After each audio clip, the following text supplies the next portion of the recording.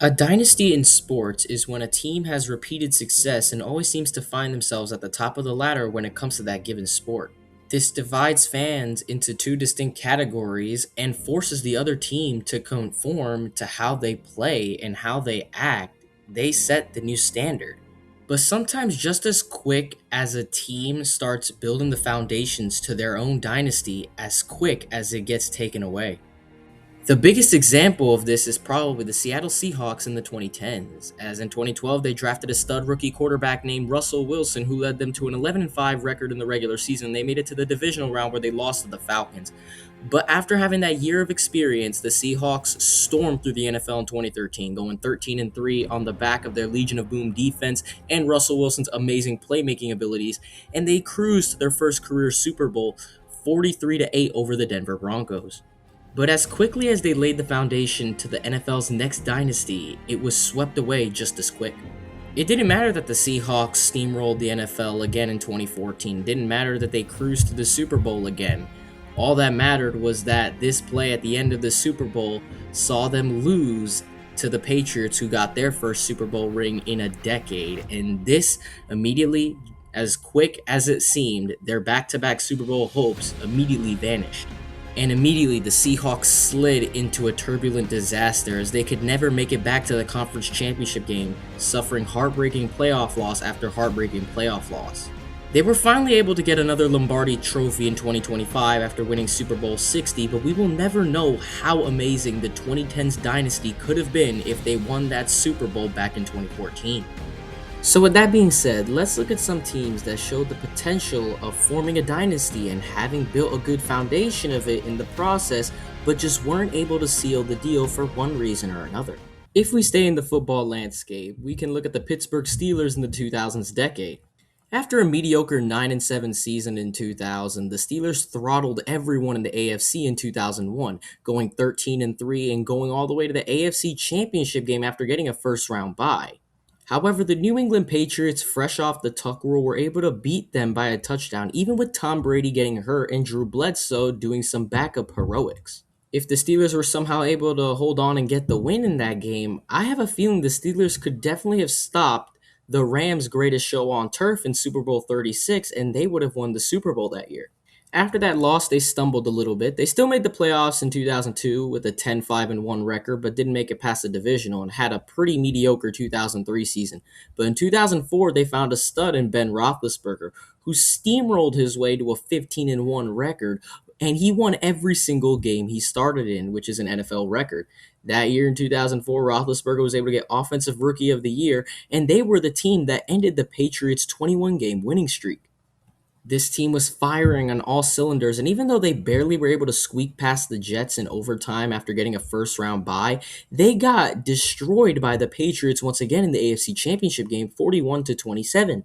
Now, if you think about it, we stay in this alternate reality. If they were able to beat the Patriots and maybe they kept that explosive offense going against the Eagles in Super Bowl 39, there's a chance they could have gotten their second Super Bowl in 4 years, which could have been already the beginnings of a dynasty because they went on to win it all in 2005 after posting an 11-5 record.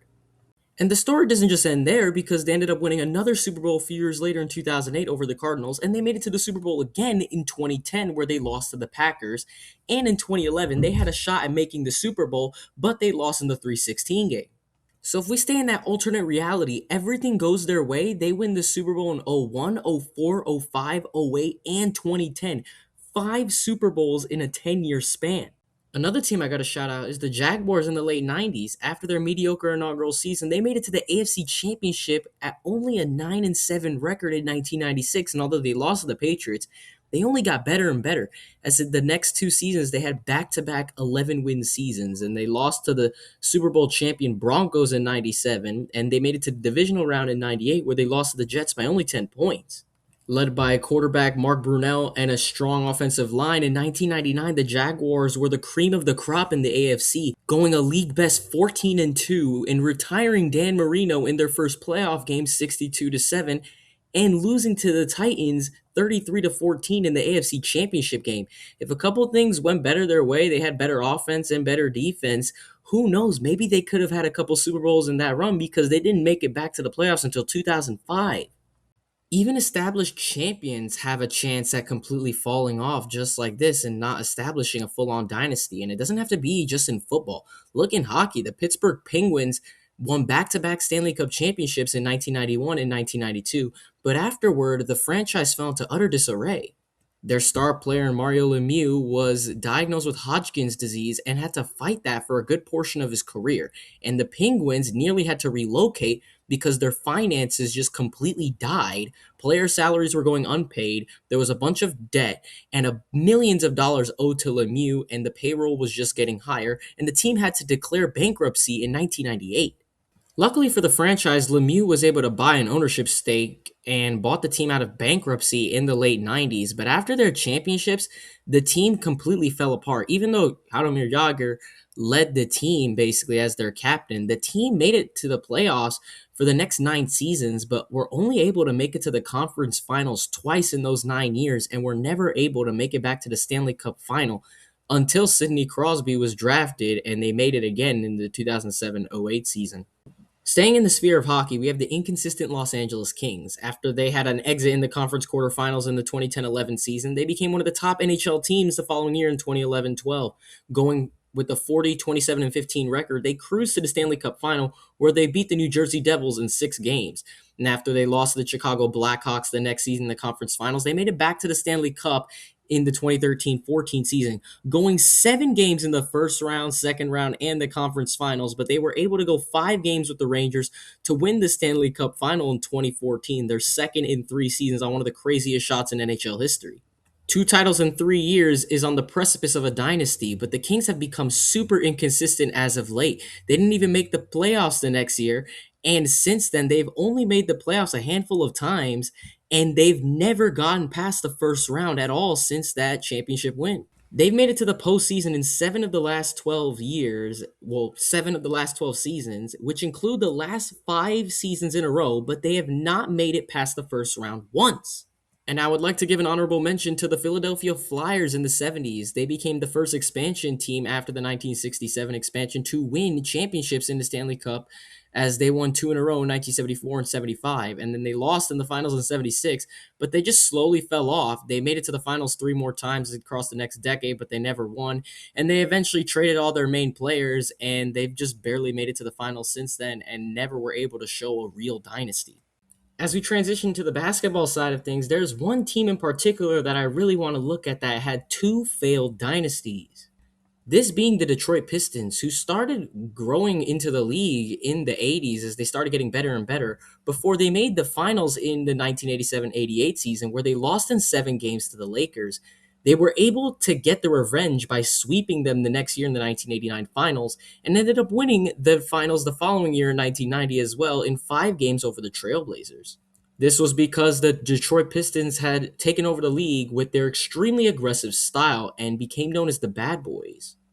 Their extremely physical, aggressive style of play got many teams very agitated, with the Pistons leaders being Bill Laimbeer, John Sally, Dennis Rodman, and point guard Isaiah Thomas. However, as quick as they won back-to-back championships, the Pistons ended up just becoming a stepping stone to the amazing Michael Jordan story. Jordan hadn't made it to the finals yet, and in the highly anticipated 1991 Eastern Conference Finals, the Bulls were able to sweep the Bad Boys 4-0 to make it to their first finals where they would ultimately win the championship. This immediately marked the end of the Bad Boys era, as basically the Pistons were given a taste of their own medicine. People started getting aggressive back with them, and it kind of canceled out. After that loss to the Bulls, they only made it to the playoffs 1 time across the next 4 seasons and wouldn't make it back to the playoffs until the 95-96 season. However, during the mediocrity after the bad boy years, the Detroit Pistons quietly retooled their squad during those years, and by the time the new millennium came, they were a force to be reckoned with, signing Ben Wallace in 2000 with Chauncey Billups and Tayshaun Prince soon to follow, as well as Richard Hamilton. The Pistons came immediately right back into championship conversation, making it to the conference semifinals in the 01-02 season with Ben Wallace winning Defensive Player of the Year, and the following year they made it to the conference finals. And although they got swept, they only really needed one more piece to make a real championship run, and that came in the middle of the following season. In the middle of the 2003-2004 season, the Detroit Pistons made a deal with the Atlanta Hawks to get arguably the craziest player in NFL history when it comes to controversies and especially technicals, and that was Rasheed Wallace. And with that amazing defensive player and Rasheed Wallace out on the field, the Pistons were complete. Going 54-28 and going through the Bucks easily, and they were able to survive a 7-game series against the New Jersey Nets, and then they were able to best Reggie Miller's last real big shot at making an at going for an NBA championship in the conference finals. And when they made it to the NBA finals against the LA Lakers, everyone thought the Lakers were just going to win the championship because it was Shaq and Kobe.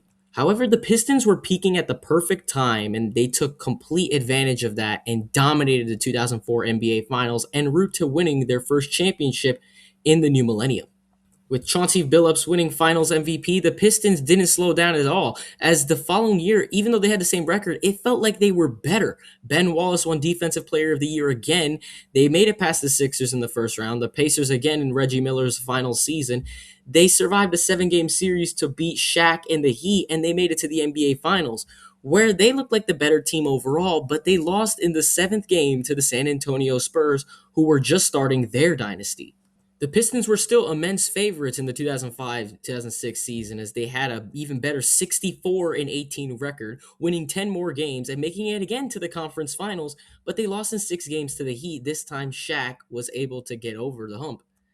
And Ben Wallace was Defensive Player of the Year that year again. The following year, again, another division win for the Pistons, making it back to the conference finals, where in an intense final with the Cavaliers, they unfortunately weren't able to get around them 6 games.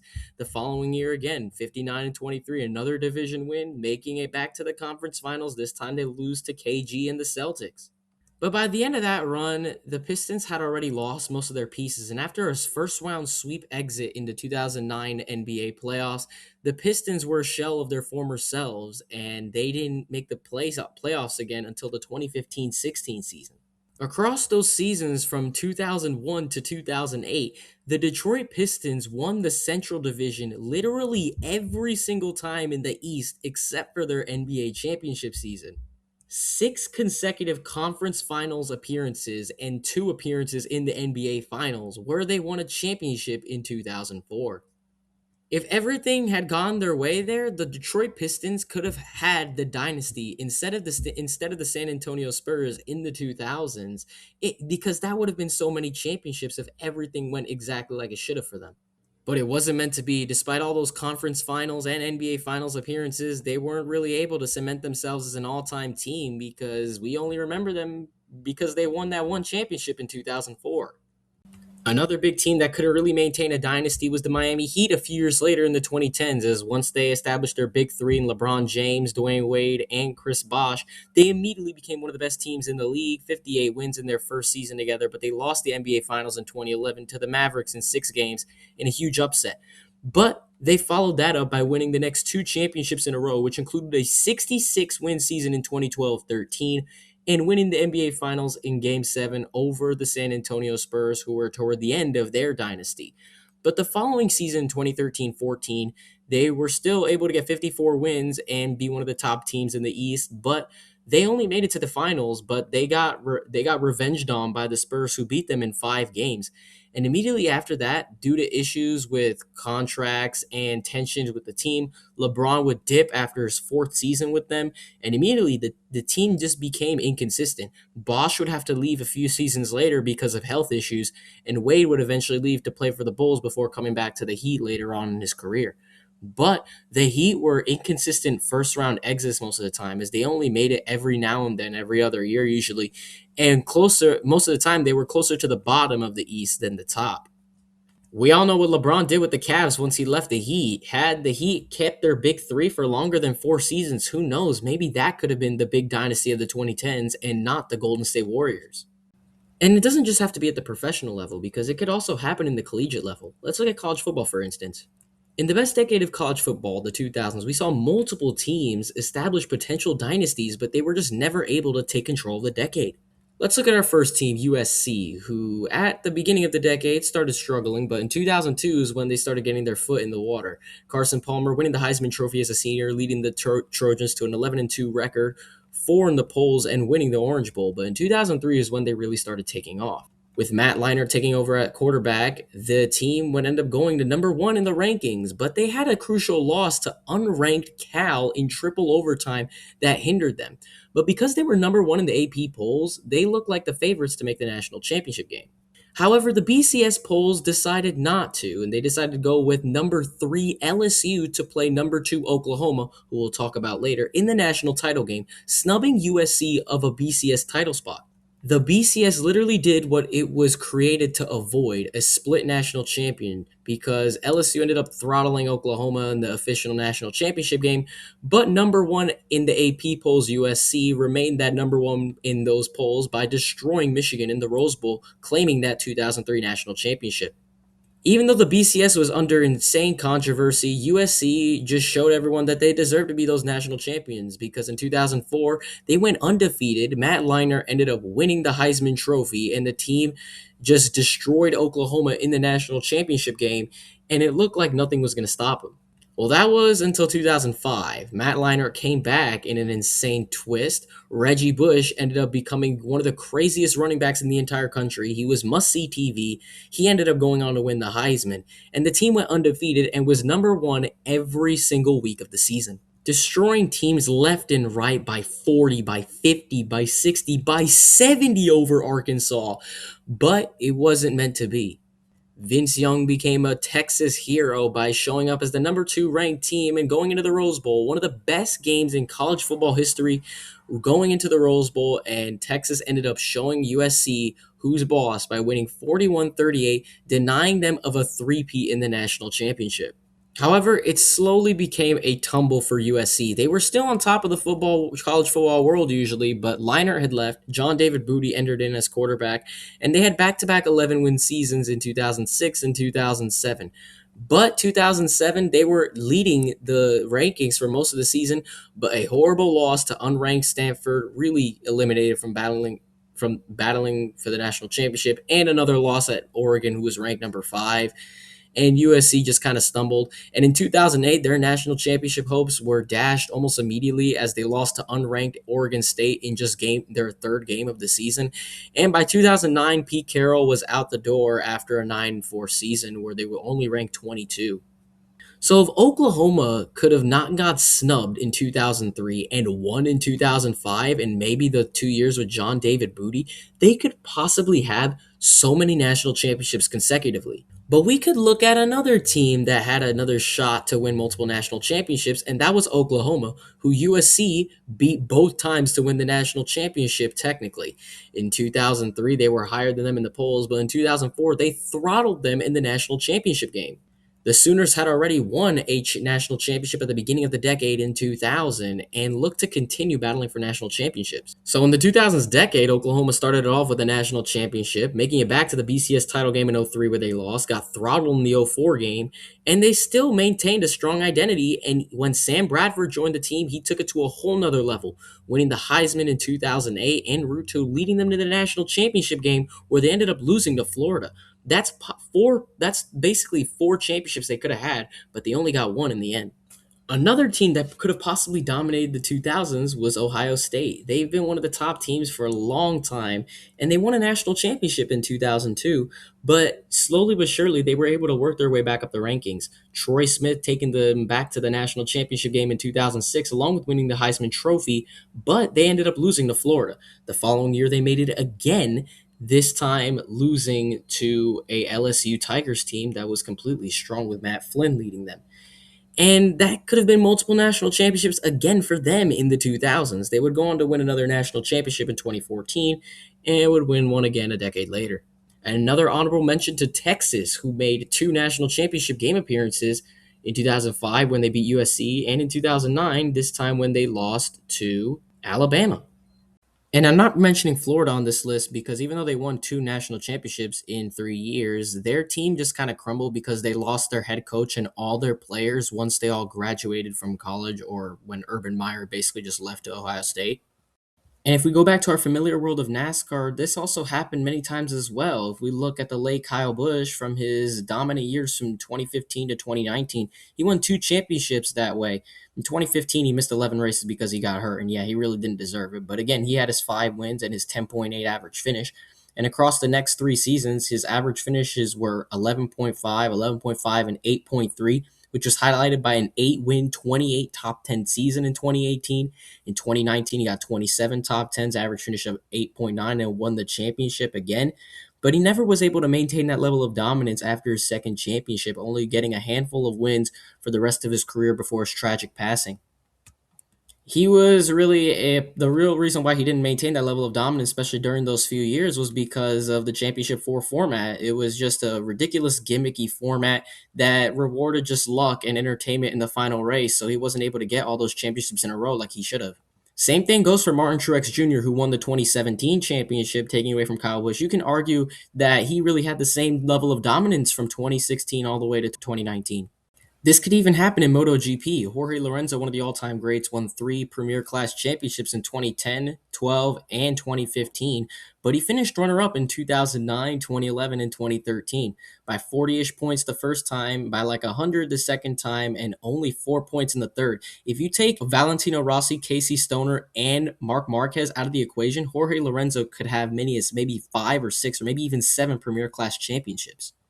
And I could go on and on about these dynasties that could have been, but just know that if you reach the peak at some point, don't think you're going to be there for too long. Just ask the Cincinnati Reds, who had one of the most iconic teams in the MLB in the mid-1970s with their Big Red Machine, winning 2 World Series in a row in 75 and 76, but only made the postseason 3 times in the next 20 years, which include their most recent World Series victory in 1990. Anyway, that's going to do it for this video. If you guys have any other potential teams that had potential dynasties that never came to fruition, let me know in the comments and what you think and what are some of your takes on what I've said. As always, if you're new to the channel, make sure you hit that like button and hit the subscribe button, as over 90% of my viewers are not subscribed. I hope you guys liked this video. Please like, please subscribe, and I'll see you in the next one.